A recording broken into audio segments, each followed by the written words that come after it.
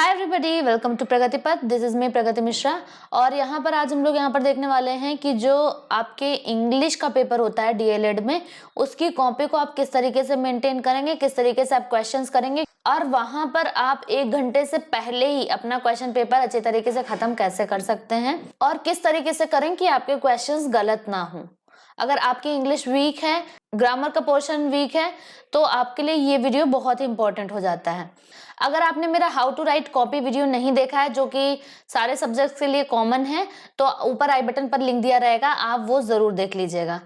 चलिए यहाँ पर देखते हैं क्या है। ऑब्जेक्टिव टाइप क्वेश्चंस आपके यहाँ पर सबसे पहले आपको कॉपी मिलती है जब, तो आपको किस तरीके से करना चाहिए।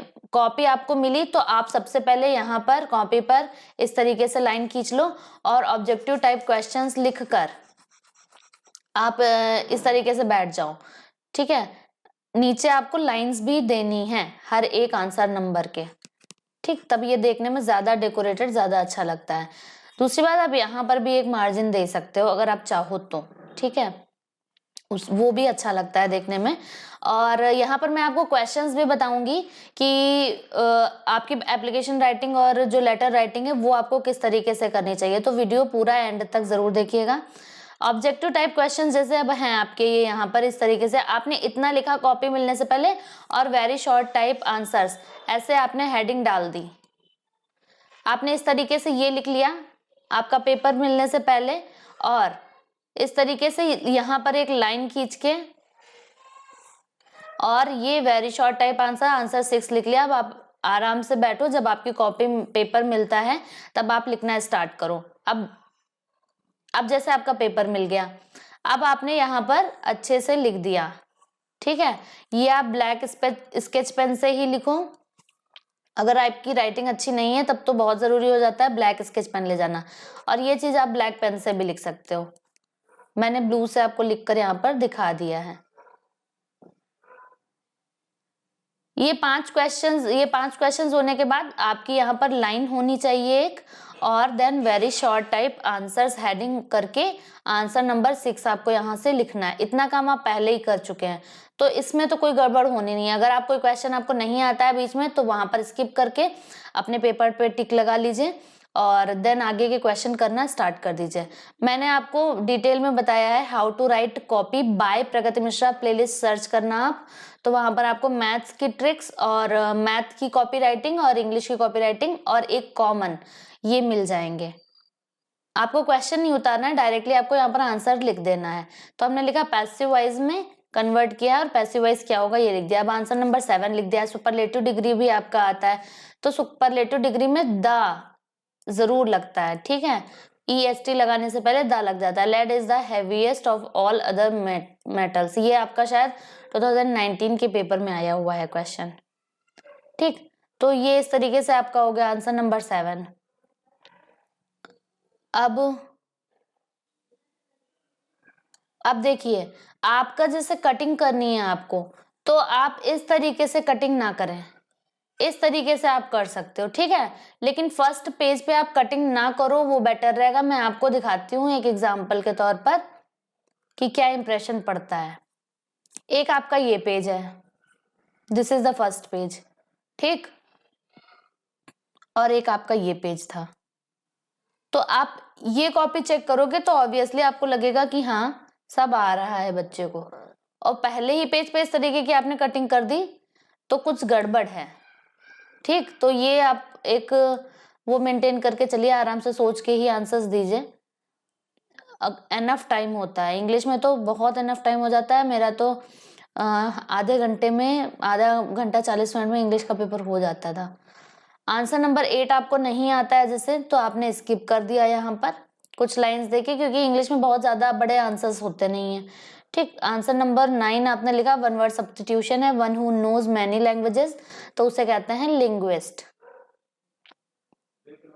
अब आंसर नंबर 8 जैसे आपको नहीं आता था, आंसर नंबर 9 लिखा आपने, आंसर नंबर 10 लिखा I will see you at. अब ये एट लिखा है, चाहे तो ब्लैक पेन से लिख दो, चाहे इस तरीके से लाइन दे सकते हो। आंसर नंबर 11 आपने लिखा you have spoken to someone, इसको प्रेजेंट परफेक्ट में चेंज करना था। ये किसी भी सेंटेंस में आपका दिया हुआ था, किसी अदर टेंस में दिया हुआ था आपका। अब यही सारे क्वेश्चंस आप इधर एक मार्जिन देके करते तो कुछ इस तरीके का लगता, तो ये भी काफी अच्छा लग रहा है। ठीक है, तो अगर आपके पास टाइम बचा हो तो आप ये भी कर सकते हो, एक स्ट्रक्चर्ड चीज लग रही है। अब आपके जब शॉर्ट वेरी शॉर्ट खत्म हो गए क्वेश्चंस, तो आप यहाँ पर इस तरीके से एक लाइन खींच दो कि यहाँ पर खत्म हो गए हैं, और देन शॉर्ट आंसर्स लिखना इस तरीके से स्टार्ट करो। हेडिंग जरूर डाल दो शॉर्ट आंसर्स, जिससे ऐसा ना हो 2 नंबर में आपका गलती से 1 नंबर मिल जाए। आंसर नंबर 15 आपने लिखा, और ये अगर इस तरीके से आया है फिल करने को, अल्फाबेट फिल करने को आया है, तो आप इस तरीके से ब्लैक पेन से बीच में फिल करके नीचे लाइन भी जरूर खींच दो, जिससे एग्जामिनर को पता चल जाए कि हाँ आपने ये वर्ड्स यहाँ पर भरे हैं। चलो नेक्स्ट क्या है, आंसर नंबर 16। अब इसमें क्या है, इस तरीके का आया था, आपको कट करना है कहीं पर तो एक लाइन देके कट कर सकते हो, इंस्टेड कि आप उसको पूरा घोंच दो। ठीक, देखो आंसर नंबर 17 क्या है, लेटर राइटिंग आती है हर एक पेपर में, तो आपको लेटर राइटिंग कुछ इस तरीके से करनी है। देखिए लेटर राइटिंग के लिए आप सबसे पहले ऐसे लिख लीजिए, आंसर नंबर 17 आपका जो भी आंसर नंबर है, देन जो लेटर है अगर आपके पास टाइम है तो यहाँ पर इस तरीके से लिख दो, अदरवाइज आप डायरेक्टली भी लिखना स्टार्ट कर सकते हो, कुछ ऐसा नहीं है। यहाँ पर लेटर राइटिंग में आपको सबसे पहले लिखना होता है एड्रेस यहाँ पर, ठीक है, और आपने अपने फ्रेंड का नाम लिखा, यहाँ पर था अपने बहन की शादी में फ्रेंड को इनवाइट करने के लिए, तो हमने इस तरीके से लिख लिया डियर रेनू, यहाँ पर एक कॉमा दे दिया, और ये वाली लाइन बराबर होनी चाहिए, मतलब यहाँ से आप हाफ से लिखना स्टार्ट कर रहे हैं तो यहाँ पर जो चीज़ है ये हाफ यहीं से होनी चाहिए, ये नहीं कि ये आप यहाँ से कर दे रहे हो, और बाकी ये पूरा बराबर होना चाहिए। तो ये फॉर्मेट ज़रूर देखते हैं एग्जामिनर, तो ये ज़रूर आप देख के करें, ठीक है।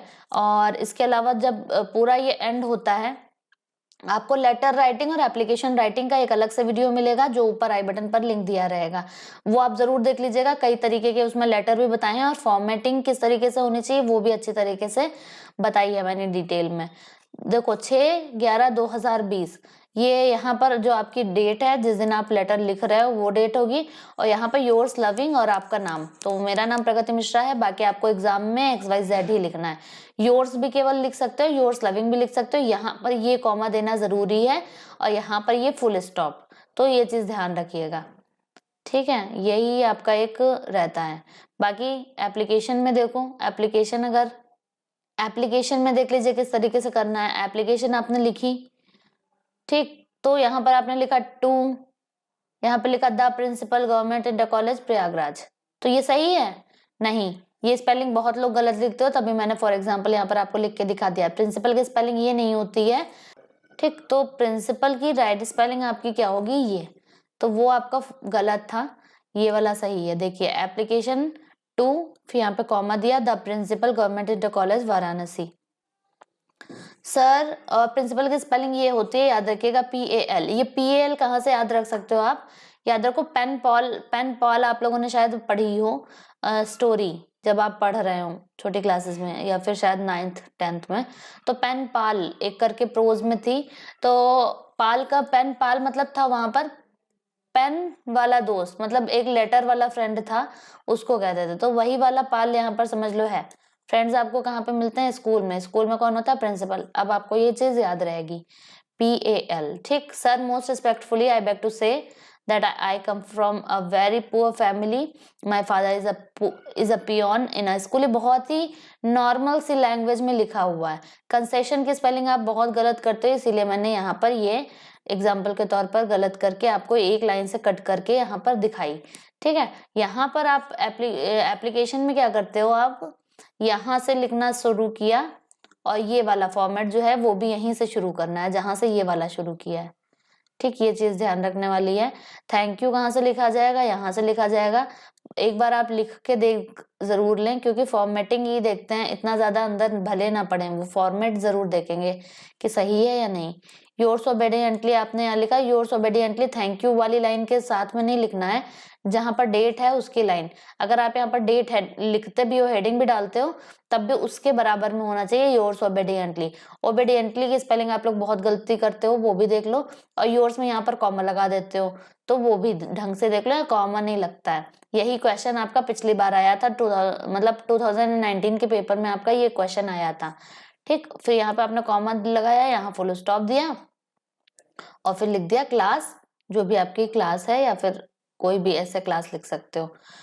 फिर आंसर नंबर 18 आपने लिखा इस तरीके से, फर्स्ट लिखा, सेकंड। अब मान लो आपका पेपर 18 क्वेश्चन होते हैं, पेपर हो गया पूरा, तो अब यहाँ पर आपने एक लाइन खींच दी। ये देखिए आप यहाँ पर ये मार्जिन दोनों तरफ से दिया गया है, काफी वेल स्ट्रक्चर्ड लग रहा है ये।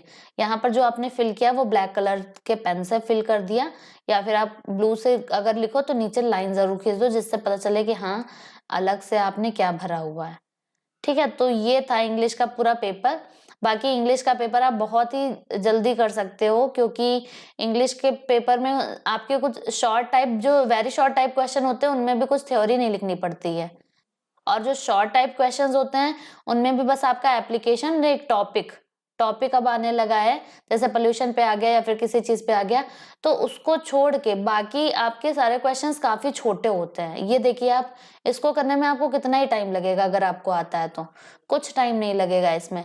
एक और टिप है आपकी, जो आप टॉपिक अगर आता है, तो टॉपिक अगर आ रहा है तो आप उसको आधे पन्ने में करोगे, आधे या फिर पौन पेज में, 2 नंबर का जो आएगा। तो अगर आपके पास टाइम बचता है तो आप पौन पेज में करिए उसको, लेकिन एक बार अपनी कॉपी पूरी मिला जरूर लीजिए, कि ऐसा तो नहीं है आपने कोई आंसर छोड़ दिया है। अगर आप कोई आंसर छोड़ रहे हो, स्किप कर रहे हो, तो आप अपने पेपर में इस पेंसिल से जरूर टिक मार्क कर लो कि ये वाला क्वेश्चन मुझे करना है। लास्ट में सारे क्वेश्चन मिला लो, क्योंकि कभी कभी ऐसा होता है आपने क्वेश्चन सारे किए नहीं होते हैं और आपको ऐसा फीलिंग आ रही होती है कि मैंने सारे कर लिए हैं। ठीक है, तो ये ध्यान रखिएगा, मतलब आता हुआ भी छूट जाता है कई बार। टॉपिक में आप अगर टॉपिक जैसे आप लिख रहे हो कोई, तो टॉपिक में हेडिंग डाल डाल के लिखो इंस्टेड ऑफ नंबरिंग।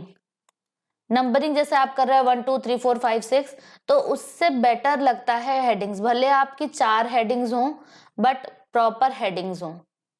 ठीक है, तो ये चीज ध्यान रखिएगा आप।